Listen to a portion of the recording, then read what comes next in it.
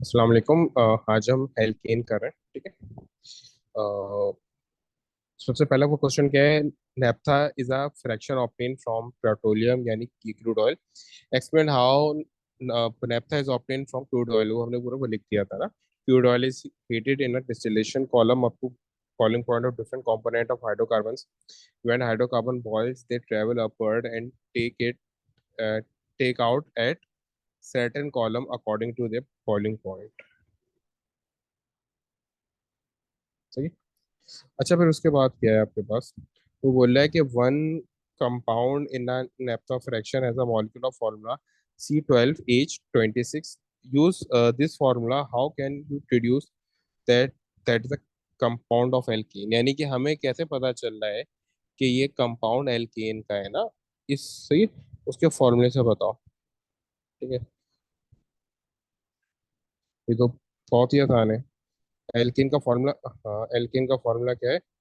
CnH2n+2। तो इस फॉर्मूले से हमें पता चल रहा है कि ये बाय यूजिंग दिस फॉर्मूला, इस फॉर्मूले से हमें पता चल रहा है कि ये क्या है, एल्केन। ठीक है। अब वो बोल रहा है the alkene C12, the alkene C12H26 can be correct to form the alkene and six carbons atom per molecule. Construct the equation for this reaction. वो बोल रहा है कि मेरे पास जो यहाँ पे दिया हुआ है ना मुझे,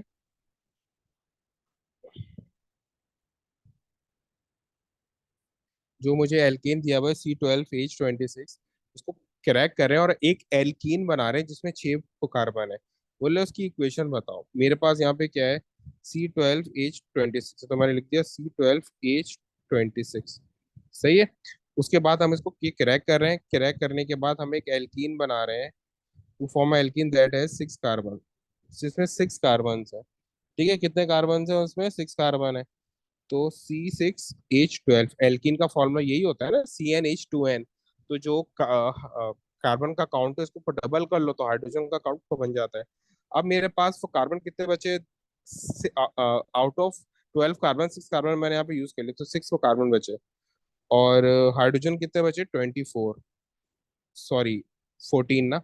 आउट ऑफ वो 26, 12 मैंने यूज कर लिया, 14 बचे। तो यहाँ पे आ जाएगा 14, ये मेरा बन गया एल्केन। ये मेरा क्या है, फर्स्ट वाला एल्कीन है, सेकंड वाला एल्केन है, क्योंकि C6H14 फॉर्मूला यूज हो रहा है। ठीक है। अच्छा, फिर ये उसी तरीके से एक और क्वेश्चन आ गया, इक्वेशन बनानी है। Hydrocarbons undergo the complete combustion to form a carbon dioxide and water. Construct the equation for the complete combustion of butane C4H10। Combustion करनी, कंबशन कल बताया था ना, C4H10 लिखा, O2 आपने लिखना है, गैप नहीं दिया, O2 लिखना है। और थोड़ा वो गैप दे देना पहले, ताकि आपको वो बैलेंस करना पड़ेगा। ठीक है, तो मैंने गैप दिया है पहले। सबसे पहले वो कार्बन बैलेंस को, 4 कार्बन है यहाँ पे, 4 लगा दिया। हाइड्रोजन यहाँ पे कितने, 10, यहाँ पे 5 लगा दिया। सही। फिर उसके बाद अ,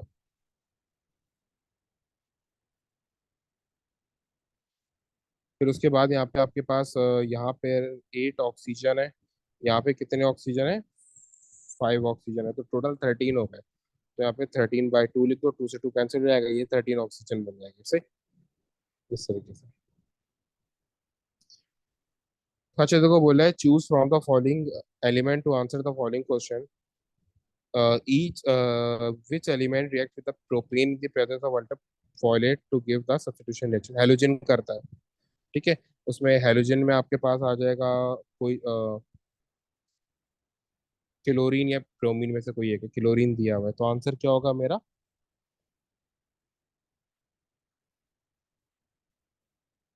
क्लोरीन। ठीक है। सही। अच्छा, देखो फिर उसके बाद बोल रहा है वो the alkanes are the homologous series of hydrocarbons. State the two properties of hydrocarbon. तो ये, इसमें क्या होता है, सेम फंक्शन पर ग्रुप होता है, इनमें फंक्शनल ग्रुप चेंज नहीं होता हाइड्रोकार्बन्स में। सेम फंक्शन पर ग्रुप होता है, सेम जनरल फॉर्मूला होता है, सिमिलर केमिकल प्रॉपर्टीज होती हैं। ठीक है। जैसे एल्केन है, एल्केन का जनरल फॉर्मूला सेम होगा, एक ही वो तरीके से होगा। ठीक है, same general formula. And same chemical properties, same यानी सिमिलर केमिकल प्रॉपर्टीज होंगी, थोड़ी बहुत बहुत माइनर सी चेंजेस आती हैं जब वो कार्बन हो, लेकिन कोई खास चेंजेस नहीं आती, ठीक है। तो ये दो चीजें लिख दें। इसके अलावा भी बहुत सारी हो सकती थी कि फंक्शनल वो ग्रुप सेम होगा, ठीक है। उसके अलावा वो फिजिकल प्रॉपर्टीज में कुछ होगा, और फिर सब जो है उनमें कार्बन चेन बढ़ती हो जाएगी, इस तरीके से बहुत सारा लिख सकते हो। अब बोला है draw the structure of a branch and unbranch alkanes having 4 carbon atom, show all the atom. देखो ब्रांच और अनब्रांच में एक बात का याद रखना, अक्सर वो बच्चे समझते हैं कि जैसे मैंने यूं करके ड्रॉ कर रहा हूँ ना, CH3, CH2 और CH3। अब ये जो मैंने नीचे ड्रॉ कर दिया ना, ये ब्रांच है नहीं भाई, ये वो ब्रांच वो नहीं होता। ब्रांच क्यों नहीं होता, उसका रीजन बता रहा हूँ। देखो हम ब्रांच वो होता है जहां पर एक वो कार्बन पे दो रूट्स को निकाल ले हो तो वो ब्रांच बन जाता है। जैसे कि अगर मैं यहाँ से आगे बढ़ा, मैं इस कार्बन से कार्बन पे क्या एक ही रूट है, यहाँ पे क्या एक ही रूट है। अब ये जो ये वाला कार्बन है आखिरी, इसके पास एक ही रूट है आगे जाने का, अपवर्ड। तो ये ब्रांच नहीं है, ये ब्रांच नहीं है, ये स्ट्रेट चेन है। ब्रांच क्या होती है अभी बताता हूँ, ठीक है। अभी स्ट्रेट चेन बना दो कोई सा भी, और show all the atoms and bonds, तो ये तो प्रॉपर बनाना पड़ेगा। चार को कार्बन बनाया हमने, हाइड्रोजन ऐड करके इनको बैलेंस कर दो, सही। जल्दी जल्दी करते हैं ताकि ज्यादा क्वेश्चंस करें। ये हो गया, एक ब्रांच हो गया, ओ स्ट्रेट हो गया, और एक वो ब्रांच कैसे होगा, एक कार्बन, दो कार्बन, तीन कार्बन, और ये। अब मेरी बात सुनो, जैसे मैं यहाँ पे गया, मैं यहाँ पे था, हाँ मैं यहाँ पे था, यहाँ से यहाँ पे है। अब जो ये वाला कार्बन है ना, इसके पास दो चॉइसेस है। अब जो ये वाला कार्बन है, इसके पास दो चॉइस है, या तो ये यहाँ पे जाए या फिर ये नीचे है। इसको बोलते हैं ब्रांच। जब आपके पास दो रूट्स हो आगे जाने के लिए, उसको बोलते हैं ब्रांच। तो ये मेरी बन गई ब्रांच चेन, क्या बन गई, ब्रांच चेन बन गई, सही। अब इसमें हाइड्रोजन वो बैलेंस कर लो, तीन यहाँ जाएंगे, एक यहाँ जाएगा, तीन फिर से यहाँ यहाँ गए, और इसके इसके साथ भी तीन आ जाएंगे, ठीक है। अच्छा देखो, फिर उसके बाद बोल रहा है the graph shows how the melting points of the first 9 unbranched hydrocarbon vary with the number of carbon as per molecule. देखो बॉइलिंग पॉइंट इंक्रीज हो रहा है ना इन सब का, ठीक है। सॉरी, तो मेल्टिंग पॉइंट इनका ना, तो डिक्रीज हो रहा है, सॉरी, सही है। अब देखो वो इंक्रीज हो रहा है, सॉरी ना। वो बोल क्या रहा है, describe how the melting point of this alkane change with the number of carbon. मैंने बताया था ना, नंबर ऑफ कार्बन अगर इंक्रीज होता है, नंबर ऑफ कार्बन अगर इंक्रीज होता है तो मेल्टिंग पॉइंट बढ़ता है। रीजन क्या होता है कि जब नंबर ऑफ कार्बन वो बढ़ते हैं, तो होता क्या है कि आपकी इंटरमॉलिक्यूलर फोर्सेस भी इंक्रीज होती हैं, सही।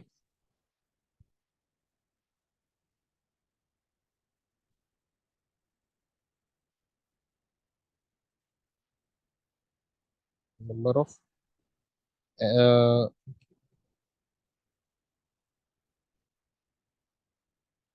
As the number of carbon increase, तो नंबर ऑफ कार्बन इंक्रीज होते हैं तो क्या होता है, इलेक्ट्रॉन्स बढ़ते हैं। लेकिन देखो अगर कम इलेक्ट्रॉन्स होंगे ना, तो वो इवनली डिस्ट्रीब्यूटेड होते हैं। जब इलेक्ट्रॉन्स ज्यादा होते हैं तो वो अनइवन होते हैं, ठीक है। At the number of carbon increases, so does electron, so more electron becomes,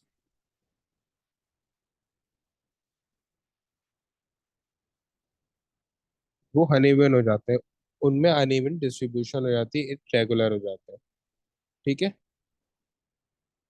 so intermolecular, so due to that attractive forces increase, attractive forces increase होती हैं जब वो अनइवन डिस्ट्रीब्यूशन होती है इलेक्ट्रॉन की, तो अट्रैक्टिव फोर्सेस इंक्रीज होती हैं। So due to that attractive forces increases, सही है। इस तरीके से आप लिखते हो, ओके। अच्छा देखो, फिर उसके बाद क्या बोला, use of graph to estimate the melting point of the unbranch alkane which has 10 carbon atom. देखो ये तो कुछ है ही नहीं ना, आपने एक रेंज, ये नहीं आपने बताना नहीं है, एग्जैक्ट एस्टिमेशन करनी है ना। अब यहाँ पे ये कहाँ लाई कर रहा है, जिसकी वो 9 है, 9 ऑलमोस्ट 50 पे लाई कर रहा है, और इससे पहले तो आप इसको ऐसी एक रफ रेंज बोल दो कि -25 डिग्री सेल्सियस से -50 डिग्री सेल्सियस पे कहीं पे भी लाइफ को करेगा बस, सही। क्योंकि जो वो नाइन है, जो नाइन है वो लाई कर रहा था, मेरा जो नाइन लाई कर रहा था 50 डिग्री सेल्सियस पे ऑलमोस्ट ना। तो वो जो ऐसे थोड़ा ऊपर की जो रेंज है वहां पे बुलाई करेगा, तो मैंने एक रेंज बता दी 25 से, -25 से लेके -50 डिग्री सेल्सियस तक। अच्छा वो बोला है which give a compound is saturated hydrocarbon.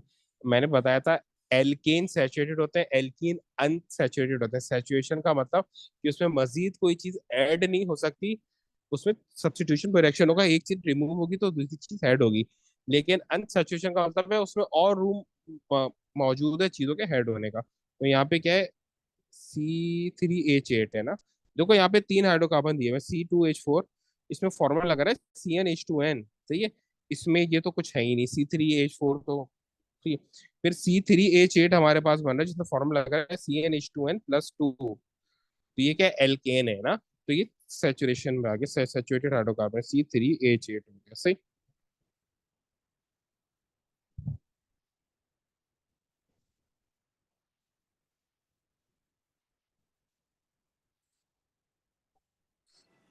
अच्छा देखो बोल रहा है two different structural formula can be written from alkene alkane have the molecular formula C4H। वही है ना, ये आपके पास स्ट्रेट चेन है और ये ब्रांच चेन है, क्योंकि बीच वाले कार्बन के बाद दो रूट्स बन रहे हैं, ठीक है। तो ये ब्रांच चेन है, ये वाले कार्बन के बाद दो रूट्स बन रहे हैं ना, ये वाला जो कार्बन है वो यहाँ जाए या फिर आगे जाए, तो ये ब्रांच चेन हो गई। जो ये ब्रांच होती है ना, इसको अभी जैसे इसके बारे में हम अभी बारे में बात करते हैं। What term is given to the compound with the same molecular formula but different structure formula, isomer बोलते हैं। आइसोमर क्या होते हैं, जिनका स्ट्रक्चरल फॉर्मूला सेम हो, और जिनका मॉलिक्यूलर फॉर्मूला सेम हो बट स्ट्रक्चरल फॉर्मूला डिफरेंट हो, उनको क्या बोलते हैं, हम आइसोमर बोलते हैं, सही है। उसके बाद बोल रहा है explain why the incomplete combustion of an alkane is enclose in an enclose space is hazardous. सीधा सा रीजन है क्योंकि कार्बन मोनोऑक्साइड होती है जो कि पॉइजनस होती है, due to the formation, due to the formation of due to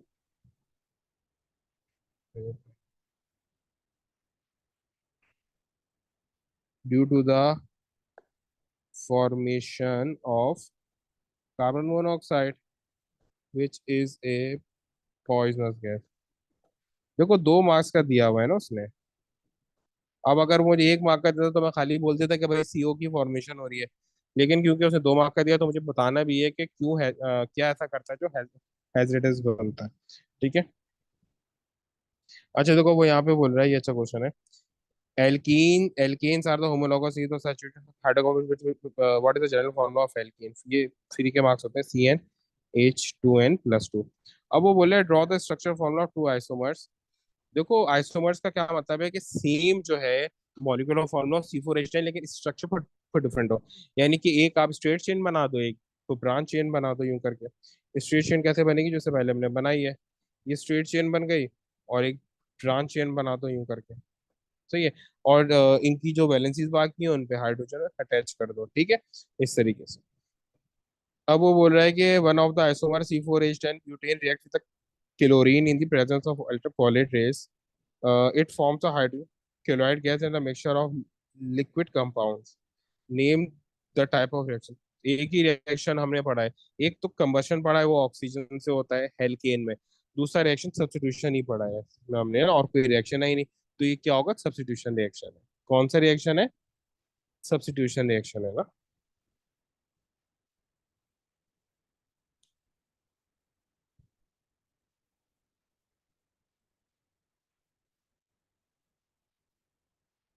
अच्छा देखो फिर उसके बाद बोला है वो draw the structure of one of the liquid compound. Structure बना दो। देखो होता क्या है, अगर मैं C4, जैसे ये अगर मैं इसके, मैंने आपको कल भी बात बताई थी ना, मैं अगर क्लोरीन का रिएक्शन करूंगा ना, मैंने कहा था ना कि वो आपको सिर्फ CH4 नहीं देगा, वो आपको अलग अलग तरीके से भी को दे सकता है। देखो जैसे यहाँ पर है ना, ये दिया वैसे मुझे ना, ये है मेरे पास CH3 CH2 CH3। तो जो क्लोरीन होगा ना वो इस इनमें से किसी एक एज को रिप्लेस कर लेगा। और वो क्या बना देगा, CH3CH2CH2Cl। जो CH3Cl था उसके बदले क्या आ गया, CH2Cl आ गया, एक सी को रिप्लेस कर लिया। सही। बस इस तरीके से कर दो क्या, ये स्ट्रक्चर ड्रॉ कर दोगे। Name the process by which the butane is separated from क्रूडल fraction distillation, fractional distillation.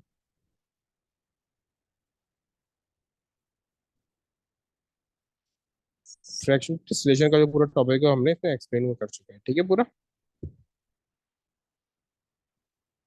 इसके क्वेश्चन हम फ्रैक्शन डिस्टिलेशन में ही कर लेंगे।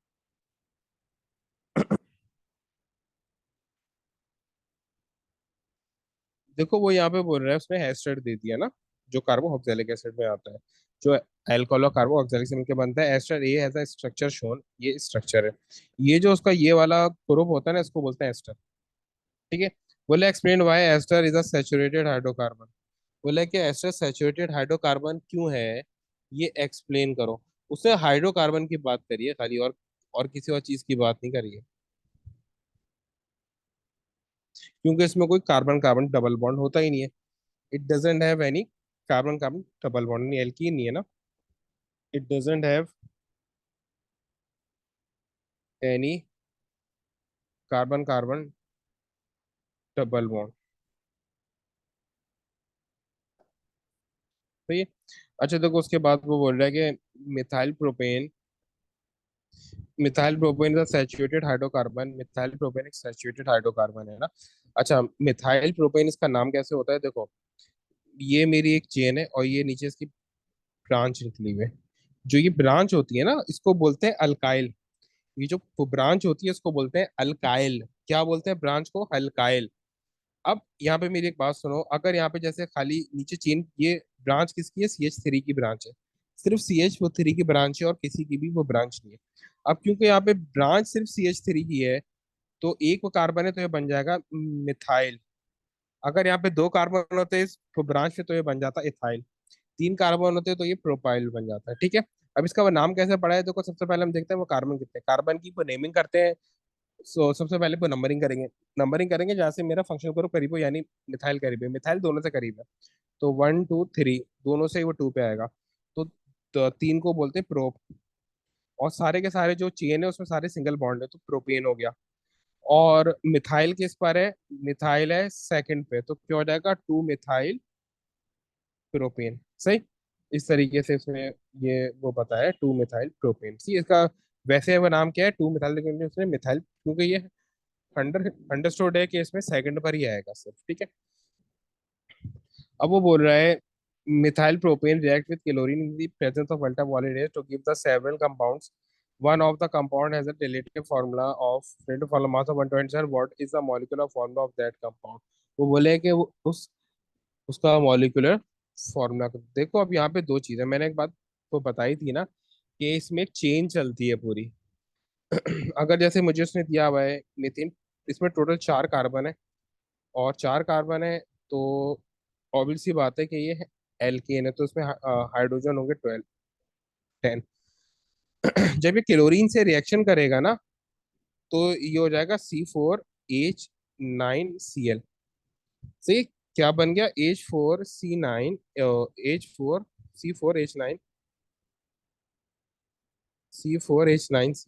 तो मैं इसका मास अगर ये कैलकुलेट करूं तो क्या आ रहा है, 12 × 4 प्लस, सॉरी हाँ 12 × 4 + 9 +35।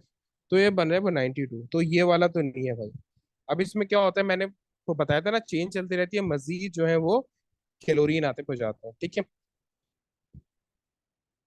अभी इसमें वो क्लोरीन आएंगे कैसे, जो मेरा सबसे कोई भी एक जो है ना यहाँ पे, अगर आप इसको सबको हटा के जो इसके कॉर्नर वाला वो कार्बन है उसको सिलेक्ट कर लो, और उसके साथ क्लोरीन आना ऐड हो जाएगा, तो जब तक इससे हाइड्रोजन सारे खत्म नहीं हो जाएंगे क्लोरीन आता रहेगा।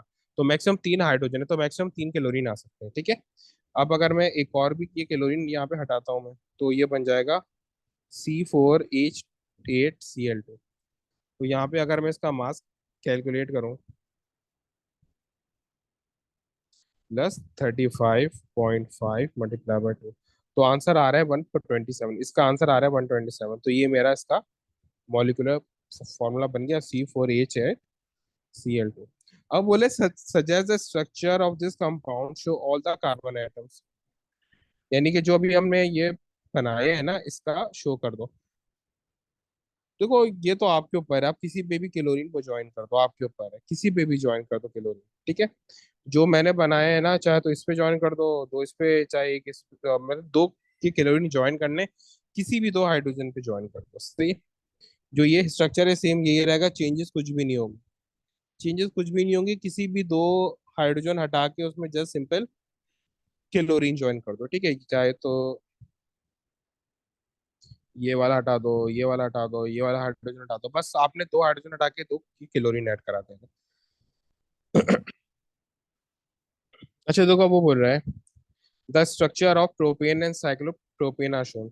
अच्छा साइक्लो, ये प्रोपेन क्या होता है, साइक्लो एल्कीन क्या होता है। जैसा ना देखो मेरे पास तीन, ये मिनिमम तीन में बनता है। अगर मेरे पास खाली प्रोपेन है तो तीन वो कार्बन है, लेकिन ये तीन कार्बन यूं भी तो अटैच हो सकते हैं। साइक्लो का मतलब जिसका कोई भी कॉर्नर ना हो, उसका कोई भी कॉर्नर नहीं है। तो ये मेरा हो गया साइक्लो। और इसको बस हाइड्रोजन बैलेंस कर दो इसका। और एल्कीन का फॉर्मूला सेम होता है, याद रखना। इसका और एल्कीन का फॉर्मूला सेम होता है। दोनों का CnH2n होता है। अब वो बोल रहा है कि these two compounds are the isomers of each other, क्योंकि दोनों मैंने बताया फॉर्मूला सेम है, CnH2n होता है। ये इसका मेरे पास बन रहा है C3H6, तो दोनों, सॉरी 6 8 लिख देगा गलती से, तो दोनों का C3H6 ही होगा। ठीक है, तो बोले कि these two compounds are the isomers of each other, दोनों एक दूसरे के आइसोमर्स है। What is what is meant by the term isomers, same molecular formula but different structural formula, same molecular formula but different structural formula, सही है। अच्छा देखो, फिर इसी के बाद वो बोल रहा है कि both compounds are the hydrocarbon, what is meant by the term hydrocarbons, a compound that contains carbon and hydrogen only, a compound that contains carbon and hydrogen only।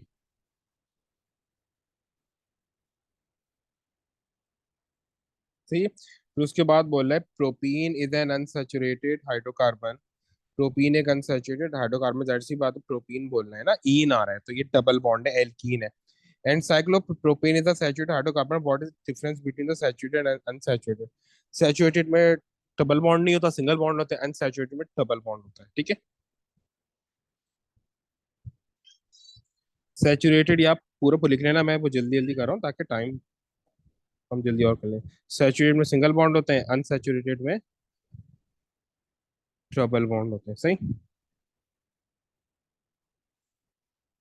आता है। अच्छा देखो उसके बाद वो क्या बोल रहा है, उसके बाद वो बोल रहा है इथेनाइल इथेनोएट जो कि एस्टर है, is manufactured by passing the mixture of ethanoic acid and the ethene and oxygen over a catalyst this. ठीक, अगर मैं, ये उसने अपनी तरफ से एक रिएक्शन दे दिया ना, ठीक है, फिर वो बोले the reaction is exothermic, ethenyl ethanoate is a saturated hydrocarbon, describe the chemical test for an unsaturated hydrocarbon. ये याद है मैंने आपको ये टेस्ट बताया था। ठीक है, ये टेस्ट क्या होता है कि ब्रोमीन, एक्वस ब्रोमीन यूज करते हैं, हम उसको क्या कर लेते हैं, ब्राउन टू कलरलेस सॉल्यूशन हो जाता है। ठीक है, एक्वस ब्रोमीन यूज करते हैं एल्कीन की प्रेजेंस, यानी अनसैचुरेटेड हाइड्रोकार्बन के लिए एक्वस ब्रोमीन यूज करते हैं, वो क्या करता है, ब्राउन टू कलरलेस कर देता है। ठीक है, उसके बाद बोला give another source of hydrogen is cracking this and this, give one advantage of manufacturing hydrogen from the reaction of carbon with the steam rather than crude oil।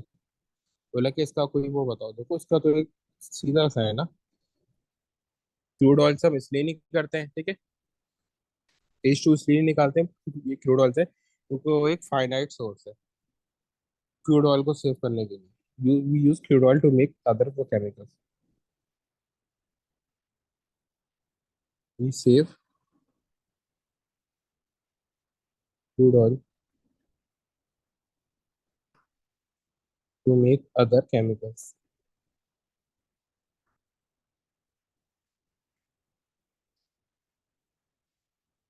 अच्छा देखो, फिर उसके बाद बोला है कि साइक्लोहेक्सेन C6H12 इधर साइक्लो एल्केन। देखो ये फॉर्मूला C6H12 किसका है? एल्कीन का है, लेकिन क्या है, साइक्लो एल्केन भी बन रहा है, ठीक है।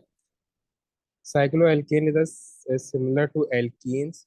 बस फर्क क्या होता है कि इसका ये, समझो दोनों की बीच ही चेन है, इसमें कोई डबल बॉन्ड नहीं होता। लेकिन देखो जब भी मैं एल्केन बनाता हूँ ना, जो आखिरी वाला कार्बन होता है उसके उसमें CH3 आ रहा होता है, जो वो कॉर्नर वाले होते हैं। इसका कोई कॉर्नर ये होता ही नहीं है। इसका ये कॉर्नर इस कॉर्नर से वो ज्वाइन होता है। इसकी वजह से इसके दो हाइड्रोजन वो कम हो जाते हैं और ये एल्कीन के फॉर्मूले में आ जाते हैं। वही what is meant by the term saturated, जैसे सारे single bond, what is meant by the term hydrocarbon, जिसमें सारे वो कार्बन और हाइड्रोजन में construct the equation two complete combustion of cyclohexane C6H12। ये चीज करने के से पहले के सारे क्वेश्चन सेम सेम सब कर चुके हैं। C6H12 है, O2 है, इसका रिएक्शन करूँ क्या बनेगा? CO2 + H2। सब में सेम चीज बनती है, ठीक है। और कंप्लीट कंबशन है। 6 कार्बन है, 6 कर दिया। हाइड्रोजन 12 थे तो यहाँ 6 कर दिया, तो 6 2 6, वो 12 हो गया। तो ये भी 12 हाइड्रोजन हो गए। यहाँ अब मेरे पास 12 ऑक्सीजन है और यहाँ पे 6 ऑक्सीजन, टोटल 18 ऑक्सीजन है। तो मैं पीछे क्या करूंगा, वो 9 ऑक्सीजन पे लगा दूंगा। तो ये मेरे पास क्या हो गई, इक्वेशन परफेक्टली बैलेंस हो गई मेरे पास। अभी ये क्वेश्चन तो खत्म नहीं हुआ है। वो बोलेगा साइक्लोहेक्सेन, जो साइक्लोहेक्सेन ने कहा था, reacts with chlorine in the presence of ultraviolet rays. With this substitution reaction, write the formula of the two product of this reaction. इसकी कोई भी दो प्रोडक्ट का फॉर्मूला देखो, सीधी सी चीज है ना। अगर हम, मैंने क्या बताया था, अगर हम XaCl2 के साथ करते हैं तो Cl2 आते को रहते हैं, ठीक है। लेकिन अगर हम खाली ये क्लोरीन के साथ करें तो एक हाइड्रोजन हटेगा, उसके बदले एक क्लोरीन आ जाएगा, ठीक है। तो C6H12 का अगर मैं Cl2 से रिएक्शन करा दूं तो क्या बनेगा? C6H11 और Cl, एक प्रोडक्ट ये हो गया। दूसरा क्या है, जो एक H रिमूव होगा ना, जो देखो Cl2 तो Cl तो खुद होते हैं, तो वो एक Cl के साथ मिलके HCl को बना लेगा। तो एक प्रोडक्ट मेरा क्या है, एक प्रोडक्ट है मेरा C6H11Cl और एक है CHCl, सही।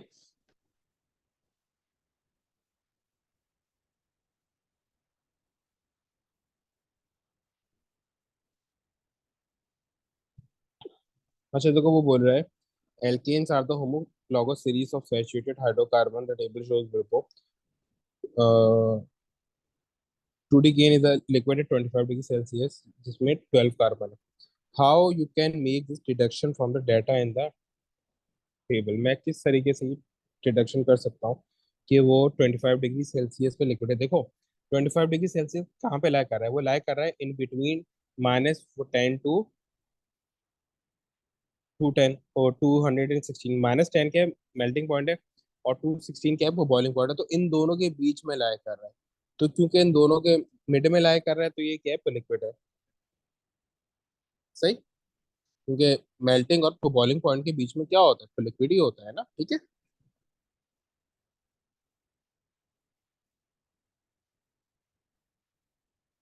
As 25 degree Celsius lies in between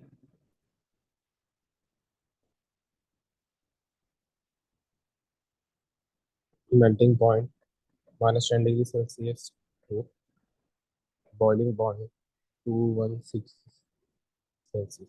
अब बोले butane melts at -138 degree Celsius, -138 degree Celsius.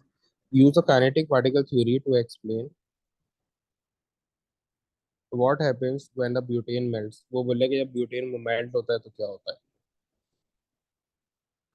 हम उसको पार्टिकल्स काइनेटिक एनर्जी गेन करते हैं, ठीक है, वो मूव करना स्टार्ट करते हैं। तो क्या होता है, अट्रैक्टिव फोर्स वीक होती है, वो दूर दूर जाता है।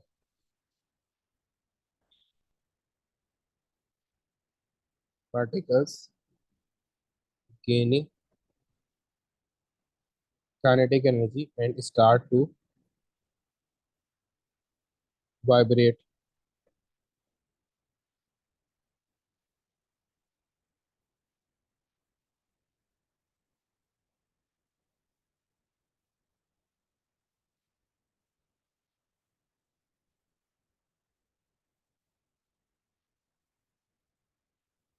That kinetic energy, that gain kinetic energy,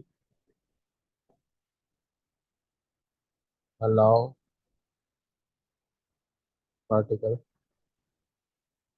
to overcome attractive forces. जो हमने एनर्जी गेन करी वो अलाउ करती है टू ओवरकम, वो अट्रैक्टिव फोर्सेस को ओवरकम करते हैं और वो पार्टिकल दूर दूर चले जाते हैं। सही।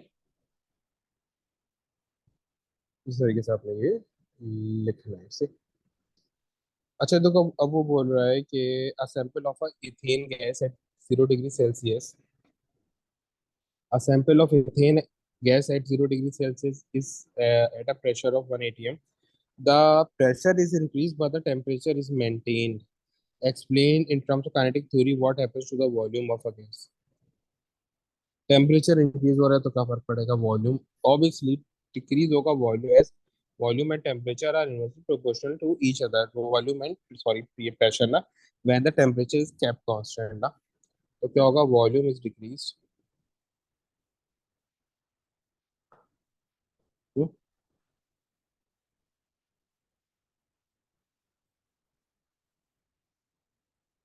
Because when pressure increases,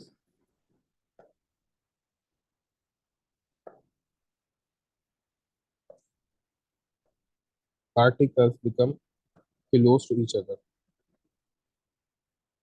close to each other। ठीक है, ये थोड़ा क्वेश्चन उसका भी आ गया काइनेटिक पार्टिकल थ्योरी का।